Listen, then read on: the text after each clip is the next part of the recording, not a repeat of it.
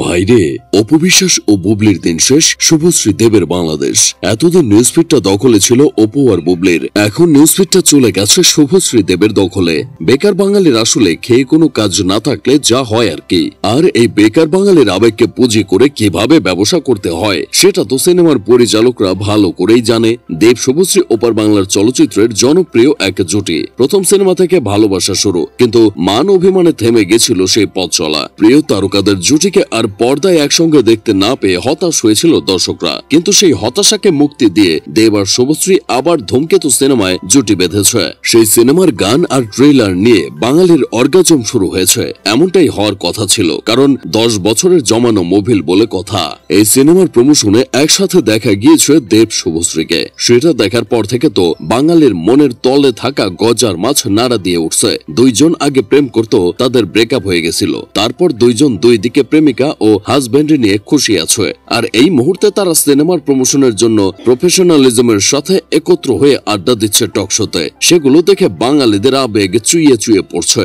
আসলে কথায় আছে না, যার বিয়ে তার খবর নাই, পাড়া পড়শির ঘুম নাই। তেমন হচ্ছে আমাদের দেশের মানুষের। তারা সিনেমা প্রমোশন করতে আসে, দুইজন দুইজনের প্রতি সম্মান রেখে দুইটা কথা বলছে, তাতেই দেশের মানুষের আবেগের লালা পড়ছে। কেউ কেউ তাদের পুরনো ভালোবাসা জাগ্রত দেখে তারা নিজেরাও নিজের প্রাক্তনের কাছে ফিরে গেছে। আমার বন্ধু কেরামতো এইসব দেখে ফেসবুকে 69টা পোস্ট করে প্রাক্তনের কাছে ফিরে গেছে। পরবর্তীতে আমি তাকে জিজ্ঞেস করলাম, কিরে, প্রাক্তনকে তো আগে কাল নাগানি বলে গালাগালি করতি, আবার তার কাছে ফিরে গেলি কেন? সে আমাকে উত্তর দিল, এমনি। তবে এসব কাজে সবচেয়ে বেশি লাড়াচাড়ি করতে দেখা যাচ্ছে মেয়েদের। তাদের কাছে এখন যেন পরকীয়াটা নর্মালাইজড হয়ে গেছে। তারা শুধু পারতেছে না দেব আর শুভশ্রীর বিয়েটা দিয়ে দিতে, সাধ্য থাকলে তারা পাশের দেশে গিয়ে তাদের বিয়েটাও করিয়ে দিয়ে আসতো। এই দেখে সবচেয়ে বেশি কষ্টে আছে দেবের গার্লফ্রেন্ড আর শুভশ্রীর হাজবেন্ড রাজ চক্রবর্তী। দুই প্রাক্তন প্রেমিক প্রেমিকা একসাথে শোতে ডল্লাডল্লি করছে, আর বাঙালি সেটা বাউভা দিচ্ছে।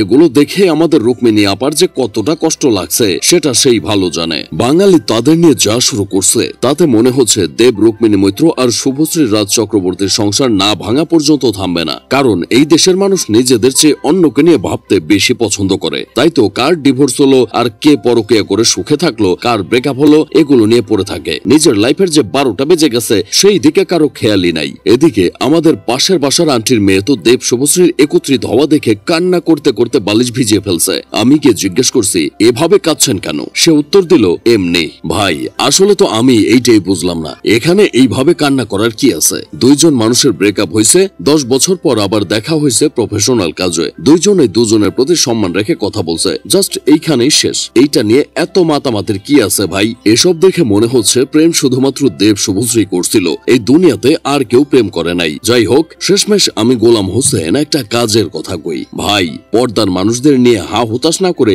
একটু আয়নায় তাকিয়ে দেখেন, আসলে কি সময়ের এই অপচয়টা জরুরি ছিল, নাকি আপনি বেকার আবেগের অন্যতম কাস্টমার?